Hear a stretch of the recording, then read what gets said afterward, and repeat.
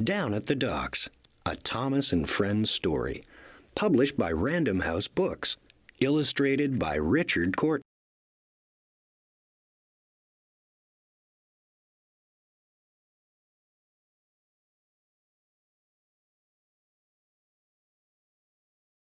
Beep!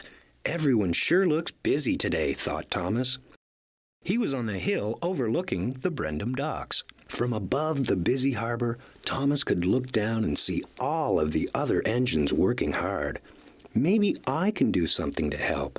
And down he went.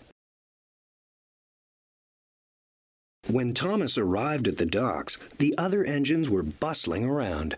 Everyone was working hard to prepare for the Ocean Life exhibit, which was coming to the island of Sodor. James and Cranky the crane were busy unloading a big shipment of ocean plants.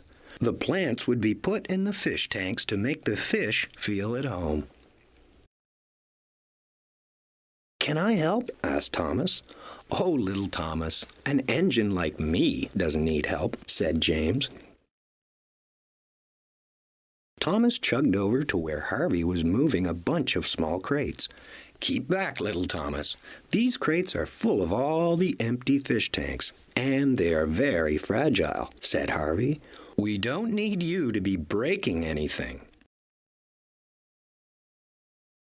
As Thomas moved off, he noticed two cars coupled to Salty on the next track. He had never seen cars like this before. They were large, and Thomas could see through their sides. They were full of water. A big octopus was swimming in the rear car. Thomas was amazed. Then he pulled up to the front car. It had a huge shark in it. The shark looked at Thomas and opened his mouth. He had rows of big, scary teeth.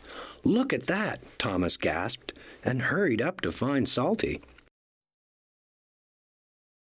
"Amazing, aren't they? These critters from the deep." "Hey, Thomas," said Salty. "Where are they from, Salty?" Thomas asked excitedly. "Where are they going?"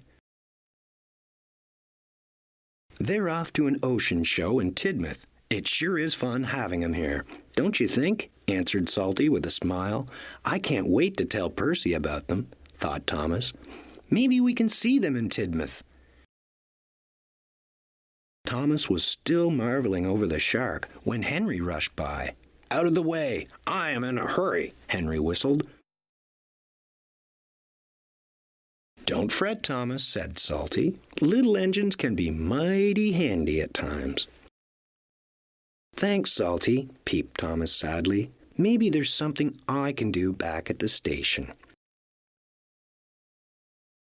Just as Thomas was leaving the docks, Percy came chugging up, working hard, pulling the afternoon mail. "Percy, you've got to take a look at the cars that Salty is—" Thomas started. "Not now, Thomas," Percy interrupted. "I need to deliver this mail right on time." And he hurried past. Percy passed Salty and then looked up and saw a huge shark looking right at him. "Yikes!" he tooted loudly and rushed forward. Percy was so surprised and so scared that he didn't look where he was going. Henry was stopped ahead of him on the same track. He was waiting for Harvey to cross with his fragile load. Percy ran right into Henry, pushing him up the track right toward Harvey's cargo of fish tanks. "Watch out, Harvey," tooted Henry.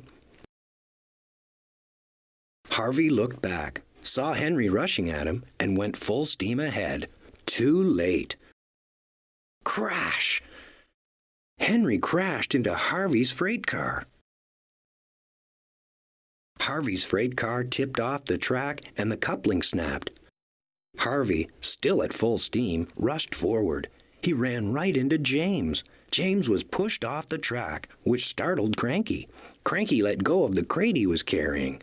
The crate fell right onto James and burst, covering him with seaweed. Thomas saw what happened and came hurrying back to help. His smaller size made it easy for him to fit between all the bumped engines and broken crates. First, he helped pull Percy back on the track. Then he kept the freight cars in order, while the spilled mail and all the broken crates were cleaned up. Finally, he helped Harvey put James back onto the track, and he didn't even tease James about his green face. Later, when everything was in order again, he went to look at the shark, whose car was sitting on a siding. Salty pulled up beside him. "Well, Thomas, I knew you'd find some way to prove what a really useful engine you are," he said. Thomas smiled and looked back at the shark, who gave him a big wink. The end. Look for Down at the Docks and other exciting Thomas adventures from Random House wherever